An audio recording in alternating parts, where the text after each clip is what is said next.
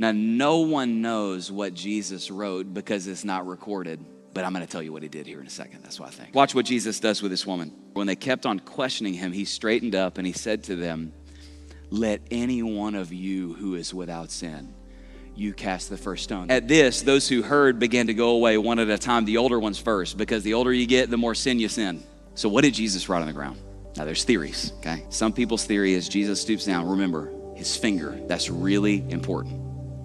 Some people's theory is Jesus stoops down and he begins to write the names of the men who were there who had sinned sins that required Old Testament capital punishment. I don't think that's what happened. Some people think Jesus stooped down, and back in that day, powerful men, even religious men, they would have mistresses sometimes.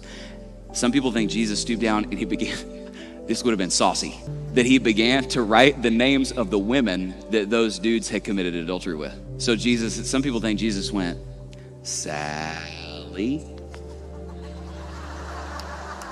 I don't think that's what he did. Here's what I think Jesus did. In the Old Testament, there's only 2 times where, watch this, the finger of God appears. One is Daniel, Belshazzar, that's a different story. The other one is when the 10 commandments are written, the finger of God appeared and began to etch them into the stone tablets. Here's what I think Jesus did. I think he looked at these dudes who were saying, kill that woman.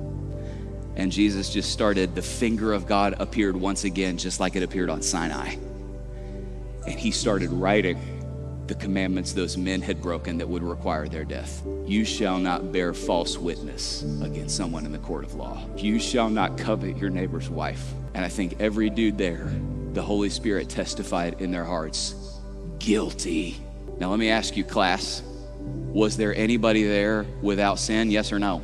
There was one who was without sin, and his name was Jesus. And so the only person there who actually had the right to pick up a stone and start slamming it into the skull of that woman, he looked at her and he said, listen, if they don't condemn you, I refuse to condemn you. Why? Because I'm gonna take this woman's place. I'm gonna be crucified and die in her stead so that she doesn't have to do this. And Jesus was saying to this woman, neither do I condemn you. Here's what he was saying.